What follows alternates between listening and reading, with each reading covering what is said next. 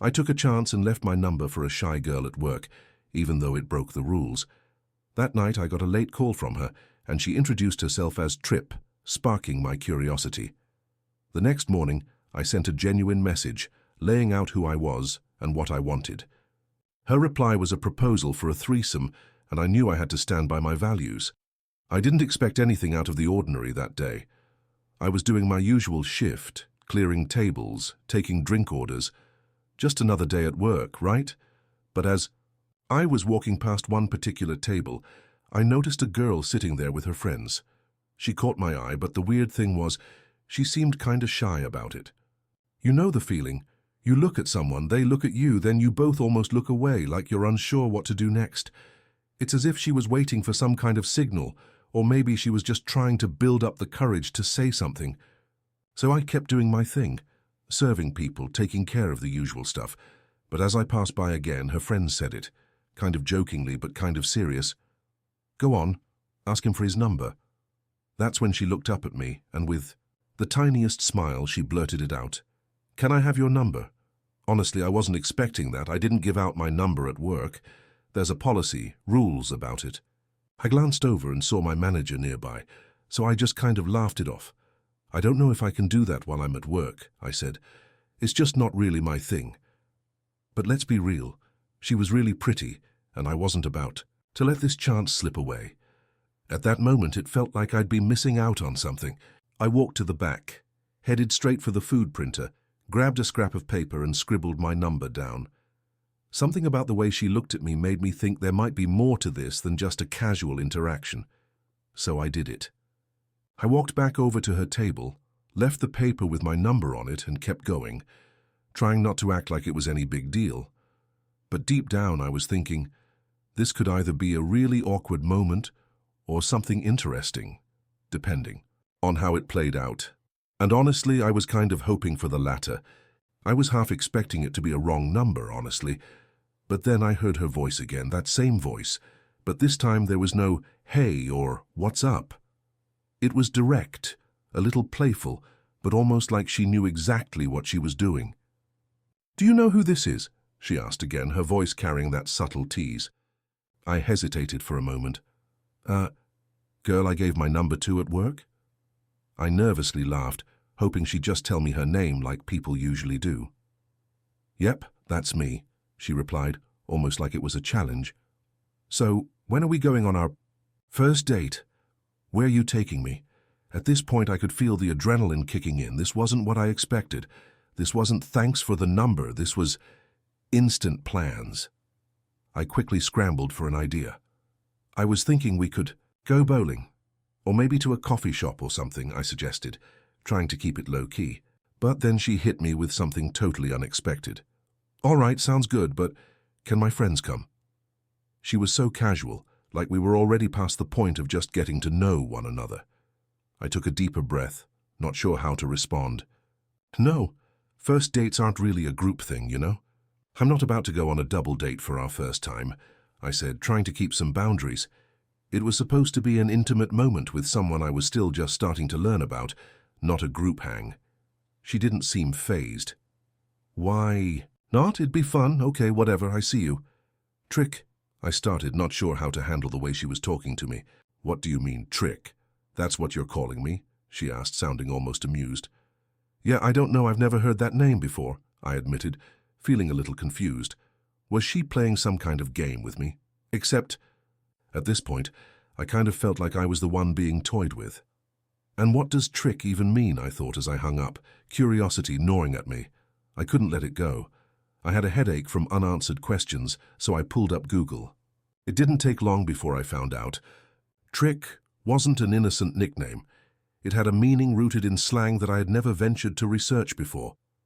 I felt a little uneasy and double-checked her tone as the night went on. I wasn't sure if I was dealing with someone looking for fun in a totally different way than I imagined. The phone call lingered in my mind well after it ended, her voice still echoing in the back of my thoughts. We had talked about everything and nothing at the same time. My suggestion for a casual bowling date was met with a casual, "Sure." But then she threw in the idea of bringing her friends along and turning it into something closer to a group hangout. No, first dates are different," I said, trying to clarify. I mean, they're supposed to be just the two of us, right? I chuckled nervously, but she didn't seem fazed. Why not? A double date could be fun, she pushed back, completely unbothered. At this point, I still felt like I was trying to decode who she really was or what she wanted from me. And then, the name. As we kept talking, I noticed she referred to me as Trick, not once, but repeatedly. I wasn't sure if it was her way of teasing me or if it meant something else entirely. I squinted at the phone, trying to figure out if I'd heard it wrong at first, but no, it was definitely Trick. Either she had a strange sense of humor, or she thought it was my name now. It felt off, but I couldn't quite put my finger on why. Trick? Wait a second. My voice trailed off, unsure of how to approach what sounded like a joke that was somehow making me uncomfortable. I've never had someone call me that before, I said, trying to mask my confusion. It's a little weird. She laughed lightly, but it wasn't the kind of laugh that put me at ease. Oh, you're overthinking it. It's just a name's for fun, she said, almost flippant. But it didn't feel like just a name, not to me. Something about how she said it felt loaded with a meaning that I hadn't caught yet. I wasn't just a guy she met at work.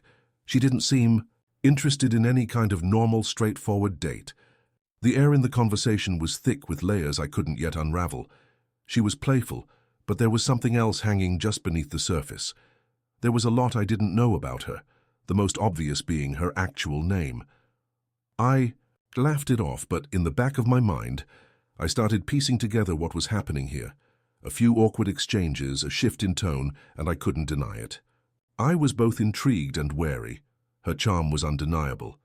But I was started to question whether it was just an act hiding something deeper, something that didn't quite line up with what I had thought I wanted.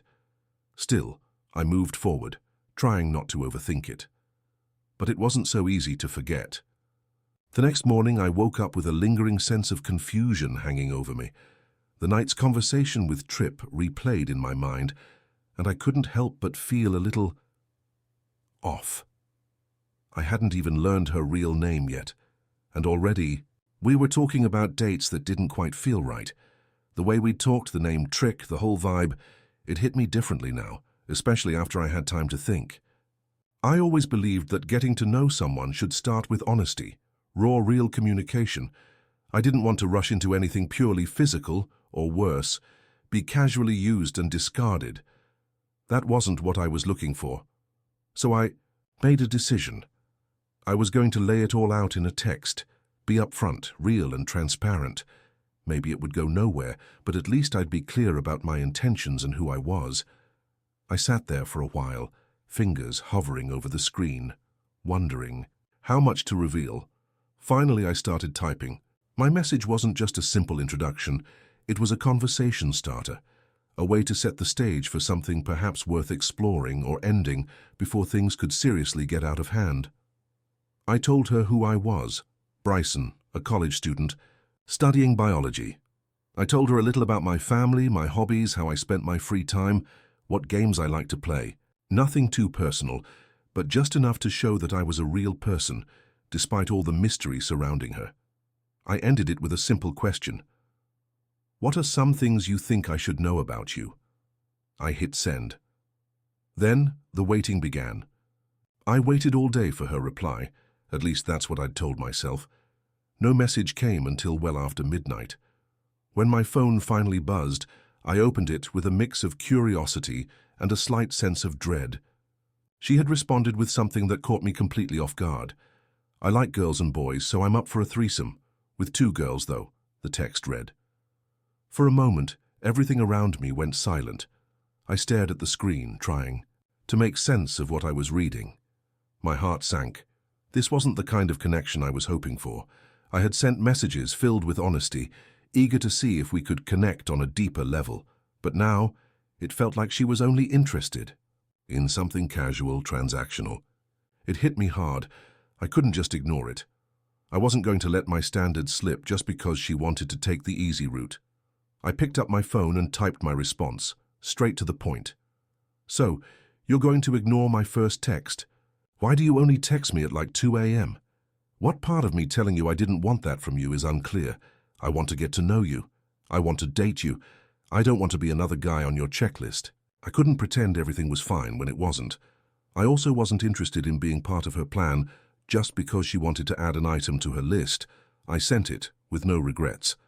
And yes, I added, a threesome might sound exciting to some, but it's not my thing, especially not until I'm married. Even then I wouldn't want any part of it.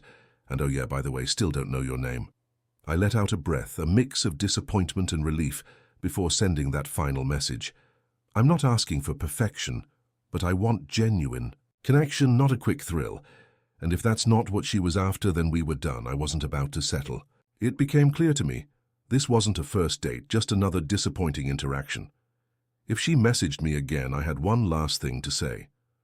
Right now, you've given me no reason to want to take you on a date. If I wanted something like that, I know where to find it, but I'm not looking for that kind of thing. I ended the conversation with something final, almost like a closing chapter. Good luck finding your sugar daddy. I hit send, knowing that if she was only after something physical or transactional, then there was no reason for us to continue. In that moment, I made it clear. If her intentions were solely about sex, I wasn't the guy for her. What would you do in my place?